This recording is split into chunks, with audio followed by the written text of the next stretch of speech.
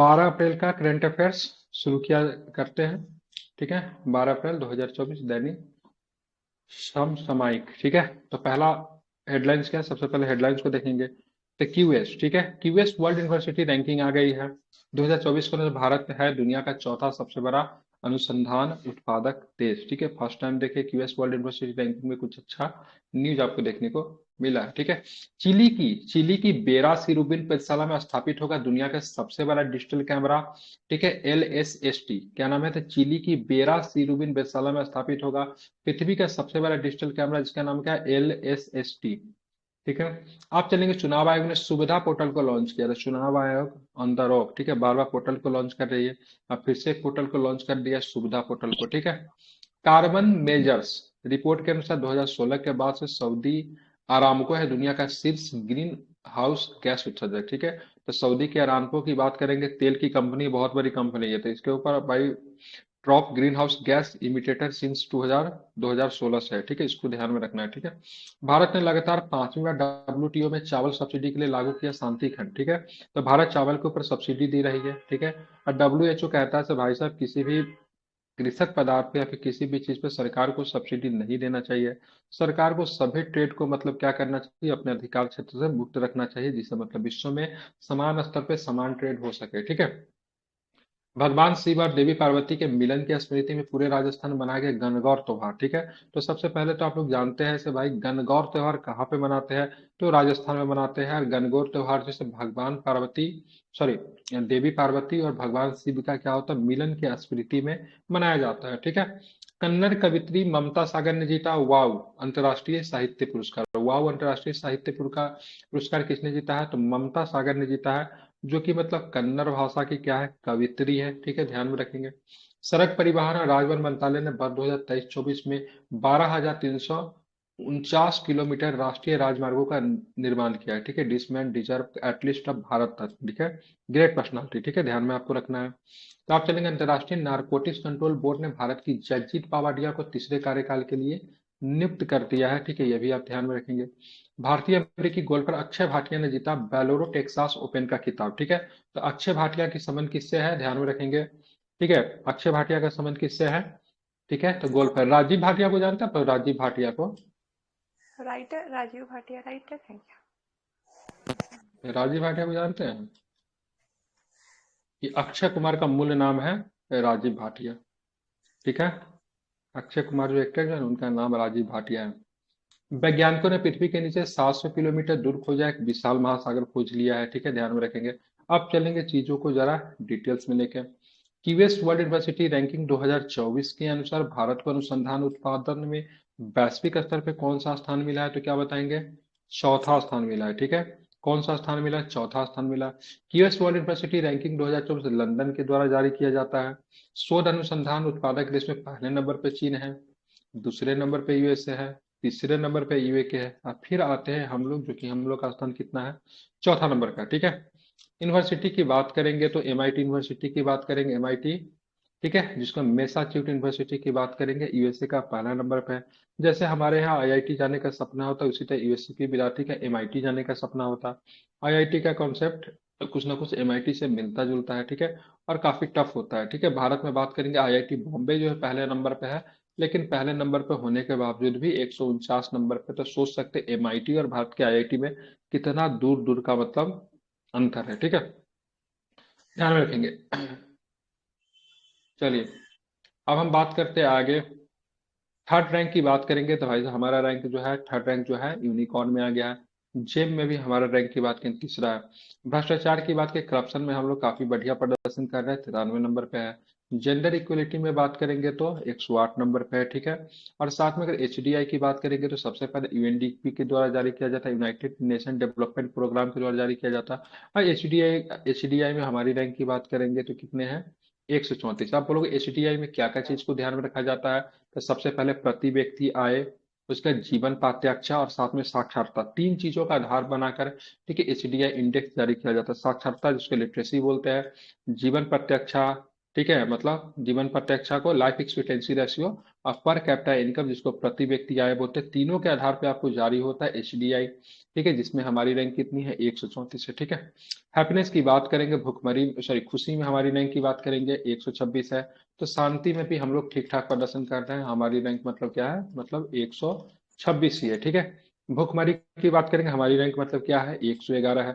Gender gap की बात करेंगे तो 127 है, वर्ल्ड इकोनॉमिक फोरम के द्वारा। ठीक है, जेंडर गैप को जारी किया जाता है, ये भी आपको ध्यान में रखेगा, इंपॉर्टेंट है। ठीक है, शेयर मार्केट की बात करेंगे तो भाई साहब हमारी रैंक चौथी है। फायर पावर में भी हमारी रैंक की बात करेंगे तो दोनों में हमारी रैंक कितनी है, 4 नंबर पे ही है। ठीक है, हाल ही में पृथ्वी का सबसे बड़ा digital camera legacy survey of space and time का निर्माण किसने किया, तो ध्यान में रखेंगे यूएसए ने किया। किसने किया, यूएसए ने किया। ठीक है, ध्यान रखें, एलएसएसटी कैमरा की बात करेंगे, legacy survey of space times की बात करेंगे, मई 2024 में स्थापित किया गया। ठीक है, ध्यान रखें, चिली की बेरा सी रुबीना बेतसला विश्व का सबसे शक्तिशाली कैमरा जो है जिसमें 3 लेंस होंगे, उसका निर्माण किसने किया है, तो इसका निर्माण किया है, यूएसए ने किया है। ठीक है, कहाँ पे काम आएगा ये, तो इसका काम होगा ब्रह्मांड में डार्क एनर्जी का स्टडी, डार्क मैटर को पता लगाने के लिए ये कैमरा का काम आएगा। ठीक है, कैमरा का नाम क्या है, legacy survey of space and time का निर्माण किसने किया, तो ध्यान रखिएगा यूएसए ने किया है। ठीक है, कहाँ पे स्थापित किया गया था, चिली की बेरा सी रुबीना बेतसाला में स्थापित किया गया, लेकिन निर्माण किया गया है किसके द्वारा, तो यूएसए के द्वारा। ठीक है, आप इसे ध्यान में रखेंगे। आप चलते आंख की बात करेंगे तो ध्यान में रखेंगे, आंख की लेंस की क्षमता किससे निर्धारित होती है, लेंस की क्षमता डायोप्टर से होती है। ठीक है, ध्यान में रखेंगे। निकट दृष्टि दोष को ठीक किया जा सकता है किसके द्वारा, निकट दृष्टि दोष को ठीक कैसे कर सकते हैं, तो अवतल के द्वारा निकट दृष्टि दोष को। ठीक है, उत्तल के द्वारा किसके ठीक कर सकते हैं, दूर दृष्टि दोष को। ठीक है, दूर दृष्टि में कॉन्वेक्स मतलब उत्तल और निकट दृष्टि में कॉनकेव होता है मतलब अवतल होता है। इसको आपको ध्यान रखेगा। एक प्रश्न आपसे पूछ लेता हूँ, स्पष्ट दृष्टि का न्यूनतम दूरी कितना होता है, 25 सेंटीमीटर। ठीक है, 25 सेंटीमीटर होता है, ये भी आपको ध्यान में रखना चाहिए। ठीक है, अब आते हैं चिली के ऊपर बात करते हैं। तो चिली की बात करेंगे तो इसकी राजधानी कौन सा है, चिली की राजधानी, ठीक है, क्या है, सेंटियागो। सेंटियागो। ठीक है, यहाँ पे आपको मिले सॉरी अर्जेंटीना में आपको कौन सा घास का मैदान मिलेगा, कौन से घास का मैदान आपको अर्जेंटीना में मिलेगा, ठीक है, पंपास मिलेगा। कंपोज की बात करें, कंपोज कहाँ पे मिलेगा, ध्यान में रखेंगे, ब्राजील में। ठीक है, ध्यान में रखेंगे। लानोज आपको कहाँ पे मिलेगा, लानोज कहाँ पे मिलेगा, वेनेजुएला। ठीक है। पेंटिगोनिया का मरुस्थल आपको कहाँ पे मिलेगा, पेंटिगोनिया का मरुस्थल कहाँ पे मिलेगा, ठीक है, ब्राजील में। बिल्कुल ठीक है, नहीं ठीक है, अर्जेंटीना में मिलता है पेंटागोनिया। ठीक है, ध्यान में रखेंगे। अगर बात करेंगे सारे के सारे की बात करेंगे तो साउथ अमेरिकी देश है, ये भी आपको ध्यान में रखना है। ठीक है, अटाकामा का मरुस्थल की बात करेंगे, सबसे सूक्ष्म मरुस्थल है, कहाँ पे मिलेगा आपको, अटाकामा का मरुस्थल किस देश में मिलेगा आपको, अटाकामा का मरुस्थल तो ये आपको मिलेगा पेरू और चिली में आपको मिलेगा अटाकामा का मरुस्थल, सबसे शुष्क मरुस्थल है। ठीक है, एंडीज पर्वतमाला की बात करेंगे, सबसे लंबी पर्वतमाला है। ठीक है, ध्यान में रखेंगे। और इसका जो सबसे ऊंची चोटी का नाम क्या है, सबसे ऊंची चोटी सैंडविच का कानकागुआ। क्या नाम है, कानकागुआ। माउंट एंकाकुआ। ठीक है, इसको आपको ध्यान में रखना है, आपके लिए काफी महत्वपूर्ण है ये। ठीक है, रडार का फुल फॉर्म बताइए, रडार का फुल फॉर्म क्या होगा, रडार का फुल फॉर्म एग्जाम में कई बार पूछा गया है, क्या होता है, रेडियो डिटेक्शन एंड रेजिंग। बिल्कुल, रेडियो डिटेक्शन एंड रेंजिंग होता है। ठीक है, सोनार का फुल फॉर्म क्या होता है, ठीक है, sound navigation and sound ranging. Navigation and ranging होता है, जो कि समुद्र के नीचे संचार में काम होता है। अटाकामा मरुस्थल कहाँ पे बताया था आपने, अटाकामा मरुस्थल चिली पेरू। अर्जेंटीना में। चिले पेरू। चिली, ठीक है, चिली प्लस पेरू में। ठीक है, मतलब पढ़ने के बाद भी गलती बोलना नहीं, क्यों पढ़ती है, पढ़ाई लिखाई छोड़ दीजिए। ठीक है, एंडीज पर्वतमाला की सबसे ऊंची चोटी की बात करेंगे तो माउंट एंकागुआ है, कौन सा है, माउंट एंकागुआ है। ठीक है, लिक्विड मिरर टेलीस्कोप की बात करेंगे तो कहाँ पर स्थापित किया गया है, ठीक है, देवस्थली में। ठीक है, ध्यान रखें, उत्तराखंड के देवस्थली में, ठीक है, स्थापित रखना है। ठीक है, ऊंचाई किससे मापते हैं तो ध्यान रखेंगे अल्टीमीटर। ठीक है, गहराई किससे, फेथोमीटर। ठीक है, ध्यान में रखेंगे। हाल में सुविधा पोर्टल को किसने लॉन्च किया था, चुनाव आयोग ने लॉन्च किया किस पोर्टल को, ठीक है, तो ध्यान में रखिएगा सुविधा पोर्टल को चुनाव आयोग के द्वारा लॉन्च किया गया। सी विजिल ऐप को किसने लॉन्च किया, तो ध्यान में रखें वो भी चुनाव आयोग। इनकोर ऐप को किसने लॉन्च किया, तो वो भी चुनाव आयोग। ठीक है, नो योर कैंडिडेट ध्यान में रखें चुनाव आयोग। सक्षम पोर्टल चुनाव आयोग, सुविधा पोर्टल चुनाव आयोग, ठीक है। इतनी चीजों को लॉन्च किया जा रहा है। रीजन क्या था भाई साहब, लोकसभा का चुनाव होने वाला है, ठीक है, ध्यान में रखेंगे, ठीक है। बात करेंगे भारतीय निर्वाचन आयोग के बारे में। लोग जानते हैं भाई 25 जनवरी 1950 को इसकी स्थापना हुई थी। और इसी 25 जनवरी को कॉमेमोरेट करने के लिए हम लोग कौन सा त्योहार मनाते, सॉरी त्योहार बोलता हूँ, कौन सा दिवस मनाते हैं, मतदाता दिवस मनाया जाता है, ठीक है। चुनाव आयोग से संबंधित आर्टिकल्स की बात करें, कौन सा आर्टिकल है जो कि चुनाव आयोग से संबंधित है, तो क्या बताएंगे, 324 से लेके 329 तक, ठीक है, ध्यान में रखेंगे बिल्कुल। 324 से लेके 300 तक। कौन सा भाग में आपको चुनाव आयोग मिलेगा, तो क्या बताएंगे कौन से भाग में मिलेगा, भाग 15 में। आप देखेंगे चुनाव आयोग का इलेक्शन कौन कौन सा करवाता है, तो सबसे पहले यानी प्रेसिडेंट का इलेक्शन, वाइस प्रेसिडेंट का इलेक्शन, लोकसभा का इलेक्शन, राज्यसभा का इलेक्शन, एमएलए मतलब विधानसभा का चुनाव, और साथ में एमएलसी मतलब विधान परिषद का चुनाव कराने की जिम्मेवारी किसकी होती है, तो निर्वाचन आयोग या फिर चुनाव आयोग की होती है, ठीक है। आप देखेंगे ध्यान में रखना है चुनाव आयोग में कितने लोग होते हैं, तो एक तो आपको होते हैं मुख्य न्यायाधीश होते हैं जिनको राजीव कुमार साहब है, और दो अभी हाल फिलहाल में बने ज्ञानेश और सुखविंदर जी बने हैं, ठीक है, दो अन्य होते हैं, ठीक है, ध्यान में रखना है, ठीक है। अब यहाँ पे क्या है, यहाँ पे सुविधा पोर्टल को लॉन्च किया गया जो कि अनुमति परमिशन देने में मतलब काम आएगी, ठीक है। वाहन प्रचार, पार्टी मुख्यालय, ठीक है, रैली, इस सबके अनुमति के लिए ये मतलब काम आएगा, ठीक है। दल और उम्मीदवार दोनों इसका पोर्टल का प्रयोग कर सकते हैं, सुविधा पोर्टल का, ठीक है। अब आते हैं आरबीआई की बात करेंगे। आरबीआई का स्थापना कब किया गया था, 1 अप्रैल 1935 को आरबीआई की स्थापना किया गया था। कौन सा कमीशन था, तो ध्यान रखें यंग हिल्टन कमीशन, इसको आपको ध्यान में रखना है, ठीक है। कब स्थापित किया गया था यंग हिल्टन कमीशन के द्वारा, 1 अप्रैल 1935 को। लेकिन आरबीआई को राष्ट्रीयकरण कब किया गया, तो कब किया गया राष्ट्रीयकरण, तो 1949 में राष्ट्रीयकरण किया गया, ठीक है, ध्यान में रखेंगे, ठीक है। 1 जनवरी 1949 को आरबीआई का राष्ट्रीयकरण होता है, ठीक है। अब भारत का केंद्रीयकृत बैंक कौन है, तो आपका आरबीआई है। मौद्रिक नीति कौन तैयार करती है, तो आरबीआई आपकी मौद्रिक नीति तैयार करती है, जो कि वर्ष में कितना बार मौद्रिक नीति आता है, मौद्रिक नीति की बात करेंगे वर्ष में कितना बार होता है, तो वर्ष में 4 बार आपकी मौद्रिक नीति तैयार की जाती है, ठीक है। अब आएंगे नीति आयोग की बात करेंगे, तो नीति आयोग ने, ठीक है, किसका स्थान ले लिया, तो नीति आयोग ने योजना आयोग का स्थान लिया, और 1 जनवरी 2015 को नीति आयोग की स्थापना की गई थी, ठीक है। ध्यान रखें पीएम की बात करेंगे, अध्यक्ष होते उपाध्यक्ष कौन है, सुमन बेरी है, ठीक है। और सीईओ की बात करेंगे तो बीवीआर सुब्रमण्यम साहब है, ठीक है। ध्यान रखें यूजीसी की स्थापना कब हुई थी, यूनिवर्सिटी ग्रांट कमीशन की स्थापना हुई थी 1956 में की थी, ठीक है। इनकी स्थापना के लिए अबुल कलाम आजाद जी को जाना जाता है, जो कि देश के प्रथम शिक्षा मंत्री भी थे, ठीक है। सीबीजी लैब को आचार संहिता के बारे में जानकारी देगी, ठीक है, ध्यान रखें उल्लंघन करेगा तो उनको मतलब वो करेंगे, ठीक है। और ये बार बार बात करेंगे सीबीजी लैब किससे संबंधित है, तो निर्वाचन आयोग से, ठीक है। सक्षम पोर्टल की बात करेंगे दिव्यांग से, ठीक है, ये भी आपको ध्यान में रखना है, ठीक है। इनकॉर की बात करेंगे तो ये भी मतलब इलेक्शन कमीशन के द्वारा इसको किया गया था। और टीएन सेशन साहब की बात करें, उनकी एक ऑटोबायोग्राफी है, किसका नाम है, थ्रू द ब्रोकन ग्लास, ठीक है, बहुत बेहतरीन चुनाव आयोग थे, ठीक है। इनकी ऑटोबायोग्राफी का नाम क्या है, टीएन सेशन का ऑटोबायोग्राफी का through the broken glass. Before TN session से पहले निर्वाचन आयोग की सदस्यों की संख्या कितनी होती थी, एक होती थी। लेकिन टीएन सेशन जो थे बहुत ही मतलब कड़े मिजाज वाले, ठीक है, और बहुत ही मतलब क्या थे, बहुत ही मतलब क्या थे, मतलब होता है ना थोड़ा किसी का मतलब किसी नेता का कुछ नहीं समझना, तो इनके ऊपर मतलब दो और निर्वाचन आयोग को बढ़ा दिया गया ताकि मुख्य निर्वाचन आयुक्त का मतलब शक्ति को मतलब कम किया जाए। तो टीएन सेशन के समय से ही, ठीक है, टीएन सेशन के शक्ति को कम करने के लिए दो दो निर्वाचन आयोग को बैठाया गया, ठीक है, ध्यान में रखेंगे, ठीक है, लेकिन सर देते ध्यान में हैं इसको कि रखना है। वर्कलोड बहुत ज्यादा हो जाता था, इसलिए दो लोगों को राजीव गांधी इनरोल किया। तो वो तो मतलब बहाना बनाने के लिए तो किया ही जा सकता है ना, लेकिन रियलिटी यही था से टीएन सेशन के शक्ति को कम करना, ठीक है। पॉलिटिक्स में तो बोला ही जाएगा से वर्कलोड को कम करने के लिए हम यहाँ पे ऐसा कर दिया है, लेकिन मुख्यतः रीजन क्या था, से मुख्य निर्वाचन आयुक्त जो थे बहुत अधिक शक्तिशाली था, उसके मतलब शक्ति को कम करना, ठीक है। उसके मान लीजिए दोगो तो बैठ के दाल भात तो नहीं खाएगा ना, पावर तो डिस्ट्रीब्यूट तो होगा ना, तो जाहिर सी बात है मुख्य निर्वाचन आयुक्त का मतलब शक्ति क्या हो जाए कम, किसी भी निर्णय लेने से पहले दोनों से कंसल्ट करना पड़ेगा। ऐसे क्या थे निर्वाचन आयुक्त मतलब क्या थे, ठीक है, क्या थे, फ्री थे, सारे पार्टी इनसे ट्रस्ट थे, ठीक है।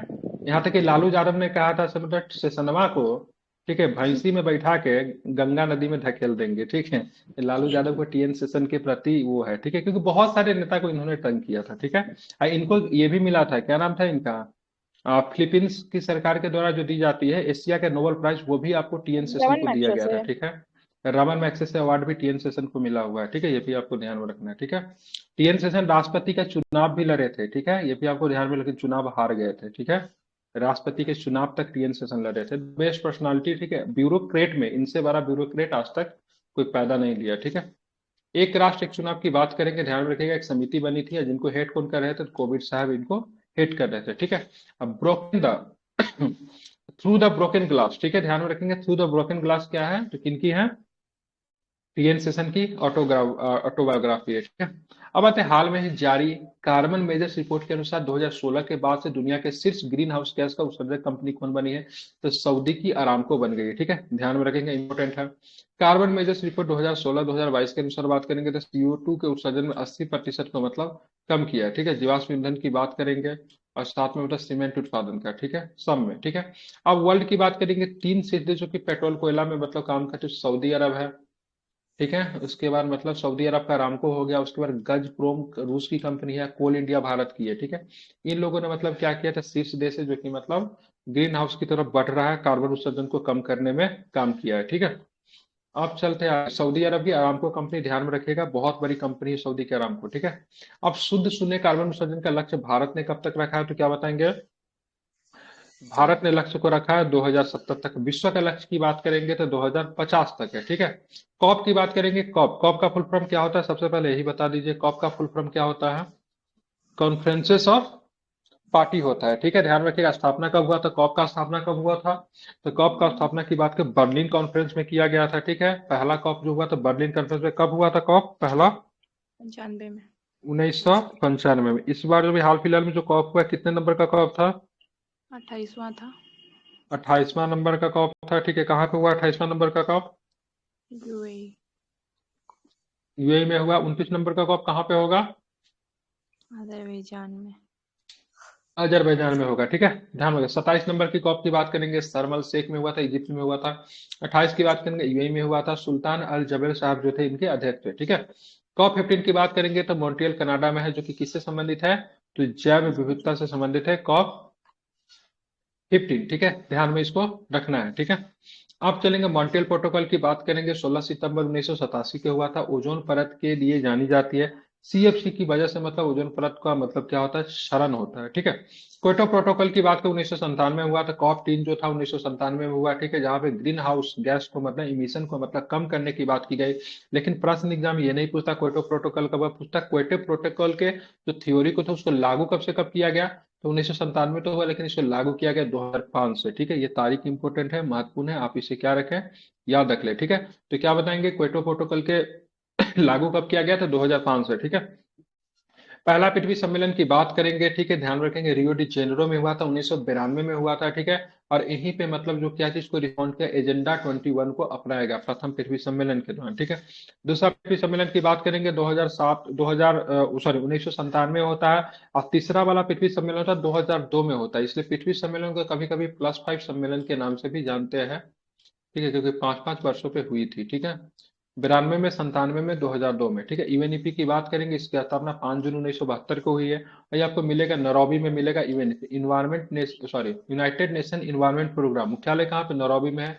नैरोबी की बात करेंगे, किसकी राजधानी है नैरोबी, तो क्या बताएंगे, केन्या। केन्या की राजधानी की बात करेंगे, नैरोबी है, ठीक है। हाल में भारत ने लगातार 5वीं बार डब्ल्यूटीओ में किस सब्सिडी के संबंध में शांति खंड को लागू किया है, तो किसमें, चावल में, ठीक है, चावल में, ठीक है। बात करें डब्ल्यूटीओ की, बात करें विश्व व्यापार संगठन, जो कि कभी गैट के नाम से जाना जाता था, और गैट की स्थापना जो थी 1948 में हुई थी, ठीक है। अभी क्या होता है, 1 जनवरी 1995 को डब्ल्यूटीओ की स्थापना हुई। मुख्यालय कहाँ पे डब्ल्यूटीओ का, जिनेवा में है। जिनेवा में है, जिनेवा आता है आपका स्विट्जरलैंड में, ठीक है। वर्तमान में से देशों की संख्या कितनी है डब्ल्यूटीओ में, 64। 164 देश है। यूएनओ के कितने मेंबर है, यूएनओ के मेंबर कितने हैं, 195। 193। 193, कितने हैं, 193 में है, ठीक है, 193। वर्ल्ड बैंक में कितने मेंबर हैं, 100। पढ़ाई लिखाई सब बराबर नहीं, वर्ल्ड बैंक में कितने मेंबर किसी को नहीं पता है, 190 मेंबर है वर्ल्ड बैंक में, ठीक है, कितने हैं, 190, ठीक है। नवीनतम मेंबर कौन है वर्ल्ड बैंक में, नहीं, 190। अंडोरा, क्या नाम है, हम्म, आईएमएफ में 190 है, उसमें 189 अंडोरा है। किसका है, अंडोरा, अंडोरा, अंडोरा किसमें क्या है, आईएमएफ में क्या बोलते हैं, देख अंतर्राष्ट्रीय लीजिए, ठीक है, मॉनेटरी। हम तो 190 मुझे याद आ रहा है, ठीक है, देख लीजिए वर्ल्ड बैंक में कितने हैं, ठीक है, चेक कर लीजिए। अंडोरा नवीनतम मेंबर होगा वर्ल्ड बैंक का, आई थिंक, या आईएमएफ का अंडोरा, एक बार चेक कर लीजिए, ठीक है। चलिए बात करेंगे तो यहाँ पे नाओगी, क्या नाम है, नागोजी ओकांजा, ध्यान में रखें, इबेला किनके हेड है, ये WHO, ठीक है। खाद्य पदार्थ में सब्सिडी निर्धारित करने की बात की 2%, ठीक है। भारत चावल पे सब्सिडी दे रहा है, ठीक है। सीमा की बात करेंगे मात्र 2% है, ठीक है। उत्पादन की बात करेंगे तो 52.8 बिलियन है, ठीक है। सब्सिडी की बात करेंगे 6.39 बिलियन सब्सिडी, ठीक है, जो कि 10% से ऊपर हो जाता है, लेकिन 2% तक ही सब्सिडी दे सकते हैं, ठीक है। अब भारत जो है, ठीक है, भारत जो है सो अपने किसानों को सब्सिडी देता है। जब किसान को सब्सिडी मिलेगा तो क्या होगा, अधिक से अधिक तो अगर फसल का उत्पादन होगा तो एक जो होता है ना, क्या बोलते हैं उसको, एक जो होता है सो मतलब समान समान का समानता का नियम जो होता है वो मतलब क्या होता है, खंडित होता है, क्योंकि सारा देश अपने किसानों को सब्सिडी नहीं दे सकते। तो WTO कहती है से भाई साहब सरकार को किसी भी फसल के ऊपर या फिर किसी भी चीज के ऊपर सब्सिडी नहीं देना चाहिए। सब्सिडी देने से क्या हो जाता है, समान मतलब वो सामान की कीमत क्या हो जाती है, सस्ती हो जाती है, ठीक है। जैसे चाइनीज सरकार क्या करती है, बहुत चीजों पे सब्सिडी देती है। जैसे मान लीजिए चाइनीज सरकार ने बोला जैसे मान लीजिए फोन का कीमत है 100 रुपया, ठीक है। 100 रुपया फोन को बनाने में खर्च हुआ, तो कंपनी तो जाहिर सी बात है तो भाई इसको बेचेगी 110 या 120 रुपया में बेचेगी, क्योंकि उसको प्रॉफिट चाहिए। लेकिन चाइनीज सरकार अपने कंपनी को मतलब आगे बढ़ाने के लिए, अपने देश को आगे बढ़ाने के लिए क्या करेगी ना, तो इस पे मतलब क्या करेगी, सब्सिडी दे देगी। अब 100 रुपया पे इसका बना हुआ है, चाइनीज सरकार कहेगी से सुनो ना, 20 रुपया तुम हमसे सब्सिडी ले लो। और जब 20 रुपया जब सब्सिडी लिया तो कंपनी को कीमत कितना पड़ा, 80 रुपया पड़ा, क्योंकि 20 रुपया सरकार दे रही है। अब इसकी कीमत 80 रुपया पड़ा, तो कंपनी अगर 90 रुपया में अगर बेचेगी तो भी इसको 10 रुपया प्रॉफिट है। अब ऐसे कंडीशन में जब इसी मोबाइल फोन को किसी दूसरे देश में बनेगा तो भाई साहब उसको तो 100 रुपया ही बना। अब चाइनीज कंपनी 90 रुपया मोबाइल फोन को बेच रही है, जबकि किसी दूसरे देश में ही फोन बना है उसका कीमत ही 100 रुपया है, तो वो 110 रुपया में बेचेगी, या चाइनीज कंपनी मतलब 90 रुपया में बेचेगी, तो लोग किसको कंसिडर करेगा, इस फोन को कंसिडर करेगा। तो ऐसे कंडीशन में जो पहले से जो देसी फोन जो था वो मतलब इसके कंपटीशन में नहीं आ पाएगी। इस नियम को बोलते हैं डंपिंग करवाना, क्या बोलते हैं, डंपिंग करवाना। तो चाइना ये हर जगह करता है। अब बोलोगे सर इससे तो चाइनीज गवर्नमेंट को क्या फायदा होगा, चाइनीज का तो नुकसान ही हो रहा है, क्योंकि 20 रुपया गवर्नमेंट सब्सिडी दे रही है। तो कब तक देगी, कुछ दिन तक देगी, क्योंकि 90 रुपया में फोन लॉन्च कर रहा है चाइनीज, दूसरा कंपनी 110 में बेच रहा है, तो इसके कंपटीशन में आएगा ही नहीं। तो कुछ दिन के बाद 1 से 1.5 साल के वाली कंपनी हो जाएगी बर्बाद। और जब कंपनी जब बर्बाद होगी तो चाइनीज, अब मार्केट में क्या है, तो मार्केट में केवल चाइनीज फोन है। अब चाइनीज फोन क्या करेगा, अपने कीमत को सीधे करेगा हाई, क्योंकि you have no any option. अब लोगों को इनके फोन को खरीदना पड़ेगा, जो फोन 90 में मिल रहा था अब सीधे हो जाएगा 120 रुपया। अब मार्केट में कोई कंपटीशन ही नहीं है, ऑलरेडी कंपनी मतलब समाप्त हो चुकी है, अब कमाएगी प्रॉफिट। सेम कंडीशन फोन का स्टोरी इसलिए सुना है क्योंकि ऑलरेडी ऐसा हो चुका है, नोकिया सैमसंग ये सब धीरे धीरे गैप वगैरह फिर धीरे धीरे वापस आ रहा है, ठीक है। जियो ने क्या किया, जियो ने भी तो सेम चीज किया ना। अब देखिए अब मार्केट में कौन सा मोबाइल है, जियो है या फिर एयरटेल है, सारा का सारा गायब हो गया। अब पहले फ्री दिया, अब उसको मतलब क्या क्या अधिक कीमत पे ही देगा, तो भी आप लेने के लिए क्या है, मजबूर हो, ठीक है। इस जियो प्रोसेस तो में एकदम डंपिंग कहते हुए बेकार चल रहा क्या, है। जियो तो एकदम बेकार चल रहा है, नेट इसका भी। तो एयरटेल ठीक जो भी ठाक हो, चल रहा है। ठीक है। तो इसी प्रोसेस में डंपिंग अभी ऑस्ट्रेलिया में, ठीक है, स्टील के ऊपर डंपिंग करवा रहा था, ठीक है, चीन, समझ रहे हैं ना। भारत में डंपिंग करवाता है क्या चीज को लेकर, तो जो किसान लोग जो अभी हाल फिलहाल में पकड़ा है तो उसका यूज नहीं करते हैं, जनरेटर का यूज करते हैं, उसमें डंपिंग का न्यूज आया था। तो भारत सरकार डंपिंग को रोकने के लिए क्या करेगी, तो भारत सरकार इस पे क्या करे, निर्यात ड्यूटी को बहुत ज्यादा बढ़ा देगी, ठीक है। तुम 100 रुपया में 90 रुपया में फोन बेचोगे ना, हम इस पे निर्यात ड्यूटी 50% लगा देंगे। लो अब इसका कीमत सीधे 50% से बढ़कर कितना हो गया, सीधे 140 145 रुपया हो गया, ठीक है। तो गवर्नमेंट बहुत ज्यादा टैक्स को क्या करती है, इंट्रोड्यूस कर देती है, चाहे डंपिंग से बचा जा सके, ठीक है। क्योंकि किसी भी इंपोर्ट को आप बंद नहीं कर सकते, अगर किसी भी इंपोर्ट को अगर बंद करोगे तो WTO के मतलब नियमों का आप उल्लंघन करोगे। WTO क्या कहती है, मुक्त व्यापार होनी चाहिए, ठीक है। सरकार को व्यापार से अपने अवरोध को समाप्त करना चाहिए, ठीक है, समझ रहे हैं? लेकिन सरकार क्या करेगी, बहुत ज्यादा टैक्स तो लगा सकती है ना, सर ठीक है। डंपिंग के लिए कोई चलिए, कानून आया है क्या? बिल्कुल बहुत सारे कानून है डंपिंग को लिए, ठीक है। सरकार टैक्स इंट्रोड्यूस करती है, डिपेंड किया जाता है कि कौन सा मतलब चीज को डंपिंग करवाया जा रहा है। जो स्टील के ऊपर डंपिंग होता है, किसी इलेक्ट्रॉनिक्स पदार्थ को लेकर, इलेक्ट्रॉनिक्स चीजों के लेकर डंपिंग करवा सकती है। आप मोबाइल फोन का बिल देखेगा, उस पर देखिएगा 10,000 का फोन है ना, तो उस पर 1700 1800 दो हजार तक उसमें टैक्स होता है, ठीक है, GST उस पर देखिएगा। WTO का पुराना नाम क्या था, गैट था, ठीक है, जिसको general agreement trade and tariff कहते हैं। स्थापना 1948 में हुई थी, ठीक है। 1995 में बन गया WTO। WTO के नवीनतम सदस्य की बात करेंगे, 164वां सदस्य कौन है, तो अफगानिस्तान है, ठीक है, ध्यान में आपको रखना चाहिए। WTO की पहली महिला महानिदेशक की नाम क्या है, नाइजीरिया की है, नाम क्या, नाम नहीं दिया हुआ है, ये नाम ही है नाइजीरिया। नाम नहीं हो सकता है, ठीक है। WTO की स्थापना किस संधि के द्वारा हुई, तो ध्यान में रखें कौन सी संधि के द्वारा, मारेको संधि के द्वारा 1994 में WTO की स्थापना होती है, जो कि 1995 से काम करती है, ठीक है। रोम की संधि क्या हुआ था, रोम की संधि यूरोपियन यूनियन में, मतलब यूरोपियन संघ का स्थापना हुआ था, रोम की संधि। और रोम की संधि कब हुआ था, 1960 है क्या रोम की संधि, जरा चेक कर लीजिएगा रोम की संधि, ठीक है। चेक कीजिए तो रोम की संधि कब हुआ था, 1960 मुझे याद आ रहा है, ठीक है। अब बताए राइस की बात करें, गोल्डन राइस में कौन सा विटामिन पाई जाती है, 1957 दिखा रहा है। 1957, हम्म 1959 60 होना चाहिए, एक बार फिर से चेक कीजिए।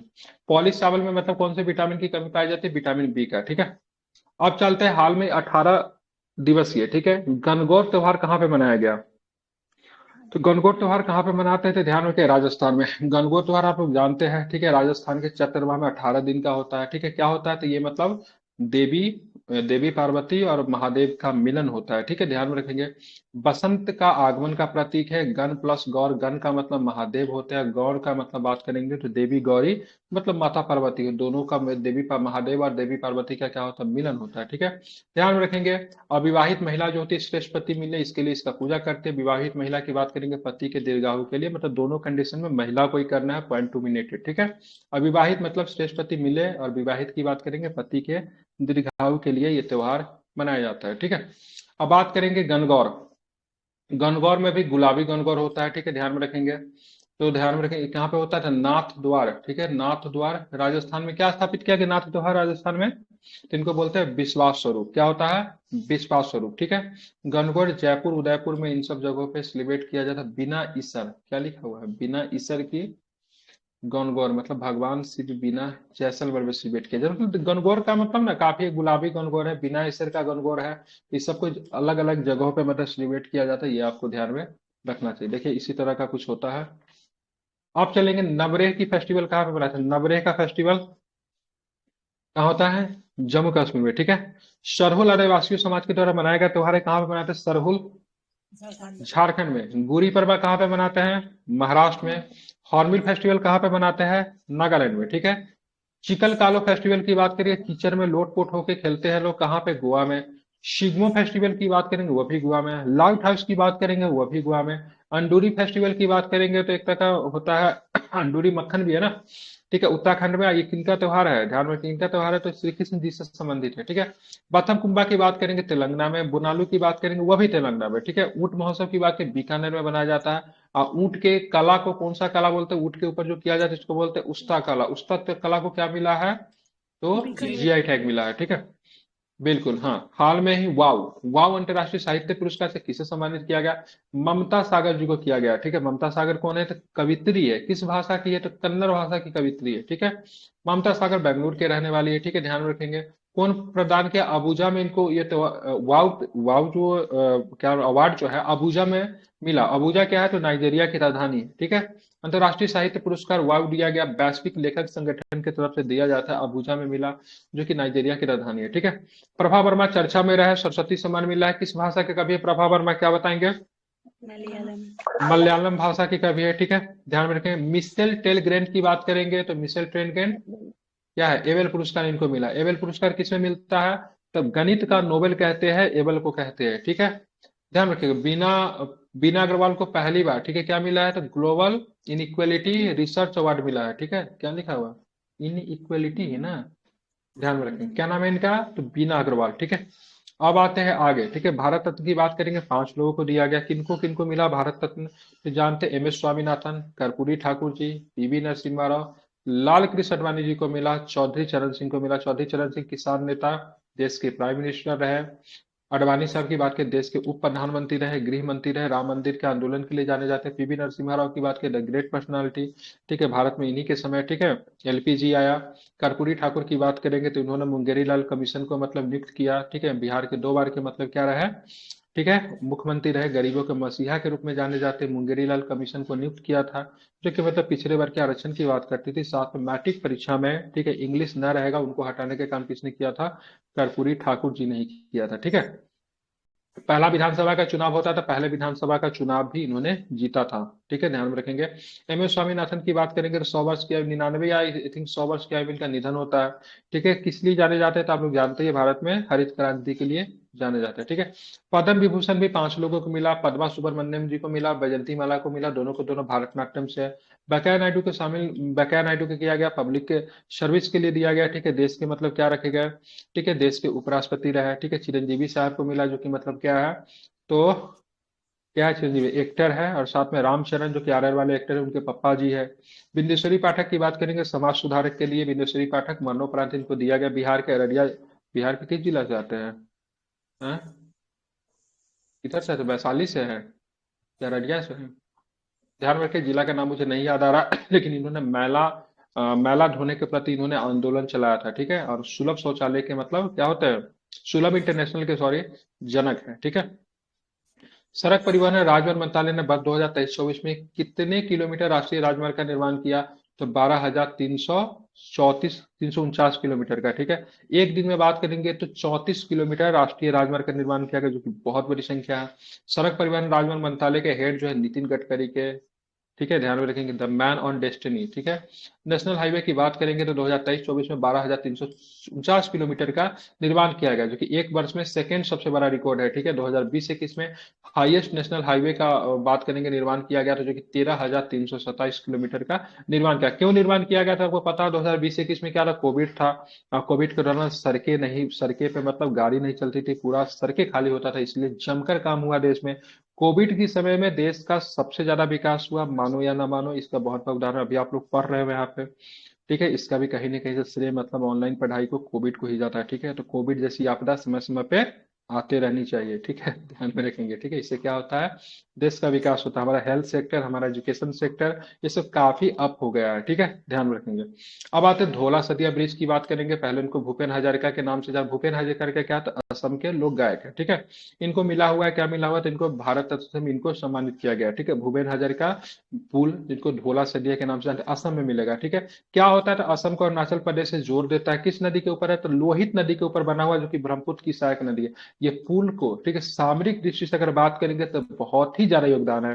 ठीक है, असम से अरुणाचल प्रदेश में चीन की सीमा पे जाने के लिए, ठीक है, 14 से 15 घंटा का समय लगता था, अब जाके ये रास्ता मात्र से 2 घंटा में, 1.5 घंटा में इसको मात्र तय किया जा सकता है, इस पुल की वजह से। ठीक है, तो इस पुल का अपने सामरिक स्तर पे बहुत ही ज्यादा महत्वपूर्ण है, जो कि मतलब लोहित नदी पे आपको बना हुआ है, ध्यान में रखिएगा। कोई भी लोग ब्रह्मपुत्र नहीं मारेंगे, ब्रह्मपुत्र की सहायक लोहित पे है। ठीक है, अब आते हैं अटल सेतु की बात करेंगे। जानते हैं, नवी मुंबई और मुंबई को जोड़ देगी, समुद्र के ऊपर बना सबसे लंबा पुल है, जिसकी लंबाई की बात करेंगे 21.9 किलोमीटर, जो कि फ्री नहीं है, लगभग 14,000 प्लस रुपया देना पड़ता है जो भी लोग इस सड़क का प्रयोग करेंगे।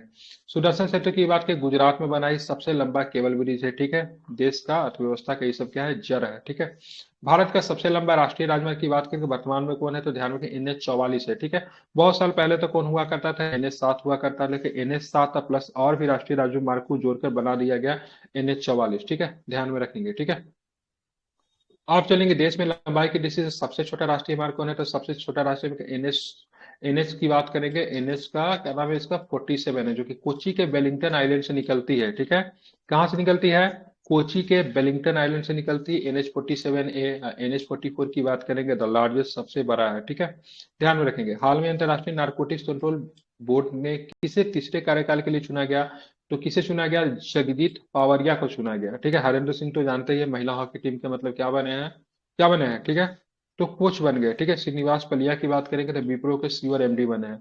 महिला हॉकी टीम से एक दुख की खबर है, 2024 के ओलंपिक जो कि कहाँ पे होगा, पेरिस ओलंपिक के लिए क्वालिफाई नहीं कर पाई है। ठीक है, अब इनको 2028 के लॉस एंजलिस ओलंपिक के लिए मतलब क्या होना, तैयार होना। पेरिस ओलंपिक के लिए हमारी महिला टीम क्वालिफाई नहीं कर पाई। ठीक है, INCB की बात करेंगे, इंटरनेशनल नारकोटिक्स कंट्रोल ब्यूरो होता है, 5 साल के कार्यकाल होता है, री इलेक्ट किए गए भारत की तरफ से जगीत पावाडिया साहब, तीसरा कार्यकाल है। ठीक है, मादक नशीले पदार्थ का रोकना, ठीक है, 1968 के जिनेवा कन्वेंशन से भी संबंधित है। ठीक है, अब इंडिया यूएनए की बात करेंगे। ठीक है, इंडिया यूएनए की बात करेंगे तो संस्था और मेंबर, ठीक है, भारत यूनिसेफ का मेंबर है, FAO का मेंबर है, UNDP का मेंबर है। ठीक है, संयुक्त राष्ट्र जनसंख्या कोष का मेंबर है, UNPF का भी मेंबर है। ठीक है, साथ में बात करेंगे भारत यूएनई का अस्थायी सदस्य भी है। ठीक है, साथ में वहाँ पे भारत का वहाँ पे से रुचिरा कंबोज की बात करें, यूएनए में भारत का क्या करती है, स्थायी सदस्य के तौर पे नेतृत्व करती है। ठीक है, P5 में कौन कौन सा देश आता है परमानेंट मेंबर में, आप लोग जानते हैं, चीन है, फ्रांस है,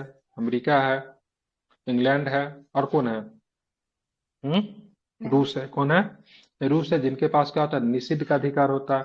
और निषिद्ध के अधिकार को क्या बोला जाता है, तो उसको हम लोग वीटो बोलते हैं। क्या बोलते हैं उसको, हम लोग वीटो बोलते हैं। ठीक है, इसको भी आपको ध्यान में रखना चाहिए। ठीक है, अब हम लोग चलेंगे और भी आगे, देखते हैं और क्या प्रश्न है। तो अंतर्राष्ट्रीय न्यायालय का अध्यक्ष की बात करें, नवाब सलाम साहब को बनाया गया। ठीक है, अंतर्राष्ट्रीय न्यायालय में न्यायाधीशों की संख्या 15 होती है। उनका कार्यकाल कितने वर्षों का होता है, 9 वर्षों का होता है। क्या है, भारत की तरफ से कौन है, दलवीर भंडारी है। ठीक है, ध्यान रखिएगा। इसका मुख्यालय कहाँ पे, द हेग, स्विट्जरलैंड में इसका मुख्यालय आपको मिलेगा। ठीक है, यूएनए का महासचिव एंटोनियो गुटेरेस साहब है, जो कि कहाँ से आते हैं, पुर्तगाल से आते हैं। पहले कहाँ से, त्रिगवेली थे, और पहले वाले त्रिगवेली जो थे वो कहाँ से, तो ध्यान रखिएगा, नॉर्वे से संबंध रखते थे। ठीक है, बाकी फीफा के अध्यक्ष की बात करें, क्या क्या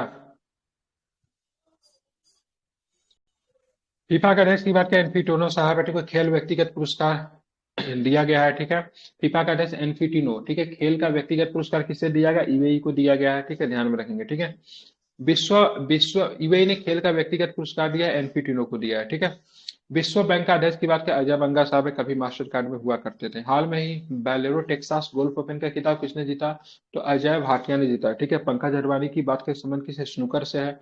मिल्खा सिंह जी का निधन हो गया है। ठीक है, ध्यान में रखेंगे। बेलेरा टेक्सास, ठीक है, गोल्फ ओपन के विजेता को अक्षय भाटिया, भारतीय अमेरिकी क्या है, गोल्फर है। ठीक है, बॉब जोन्स अवार्ड की बात करें, टाइगर वुड्स को मिला है। ठीक है, राइडर कप का संबंध किससे है, तो गोल्फ से है। ये भी आपको ध्यान में रखना चाहिए। ठीक है, पंकज अडवाणी बिलियर्ड्स खेलते हैं या फिर स्नूकर कह लीजिए। सात्विक साईराज की बात करेंगे, और चिराग शेट्टी की जोड़ी को मिला है, क्या मिला है, राजी क्या मिला है, ध्यानचंद।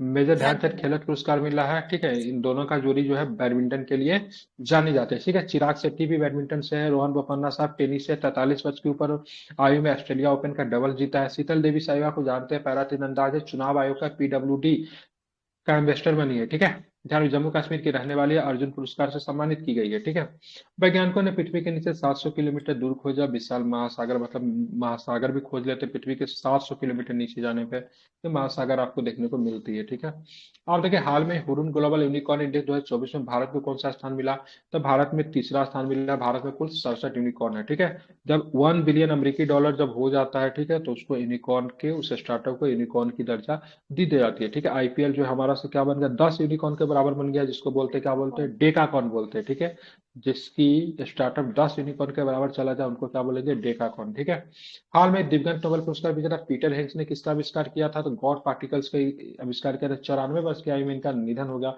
गॉड पार्टिकल्स ब्रह्मांड की उत्पत्ति से संबंधित है। ठीक है, विश्व स्वास्थ्य संगठन के वैश्विक हेपेटाइटिस रिपोर्ट 2024 के अनुसार सर्वाधिक हेपेटाइटिस बी और सी के मामले कहाँ पे दर्ज किए गए, तो सबसे अधिक मामले चीन में है, उसके बाद भारत है, उसके बाद इंडोनेशिया है। ठीक है, मतलब भारत दूसरा नंबर पे है, और ध्यान रखेंगे चीन पहले नंबर पे, इंडोनेशिया तीसरे नंबर पे। ठीक है, हेविश्योर जो है हेपेटाइटिस का टीका है, सी का कोई टीका नहीं है। बी और सी जो होता है हेपेटाइटिस का सबसे खराब स्वरूप माना जाता है। हेपेटाइटिस कितने प्रकार के होते हैं, 5 प्रकार के होते हैं, ए से लेके ई तक, A B C D E, 5 प्रकार के क्या हेपेटाइटिस, आप इसे याद रख सकते हैं।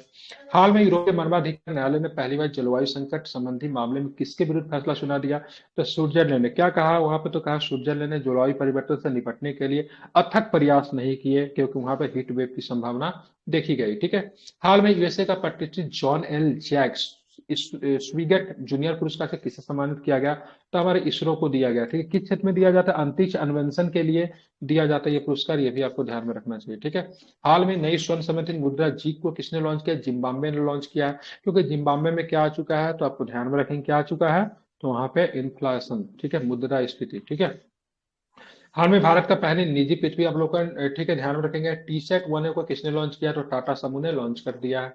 हाल में विश्व हेमोपैथिक दिवस की बात करेंगे, 10 अप्रैल को मनाते हैं। क्या नाम है, शैम सैमुअल हैनीमैन का जन्म दिवस है। जर्मनी के मतलब क्या थे, क्या कह सकते हैं उनको, ठीक है, व्यक्ति कह लीजिए, सब वैज्ञानिक कह लीजिए, जो भी, जो कि होम्योपैथी के जनक माने जाते हैं। ठीक है, हाल में राष्ट्रीय महिला कोच हॉकी टीम का कोच किसे नियुक्त किया, हरिंदर सिंह जी को नियुक्त किया गया। ठीक है, हाल में खुबानी खिल्ला महोत्सव कहाँ पे मनाया गया, तो लद्दाख में मनाया गया। ठीक है, हाल में प्रो कबड्डी लीग के 10वें संस्करण का विजेता कौन है, तो पुनेरी पलटन है। ठीक है, और हाल में गर्भपात को संवैधानिक अधिकार बनाने वाला दुनिया का पहला देश कौन बन गया, तो फ्रांस बन गया। कौन बन गया है, फ्रांस बन गया। और इसी के साथ आज की क्लास क्या होती है, समाप्त होती है। ठीक है, और इस दोनों क्लासेस की रिकॉर्डिंग जो है आपको यूट्यूब पे भी डाला जा रहा है लगातार। 2 से 3 दिन से क्लास मिस भी हो जाए तो भी कहानी जो मैंने अभी बताया आपको, आप वहां पे जाके इस कहानी का आनंद ले सकते हैं।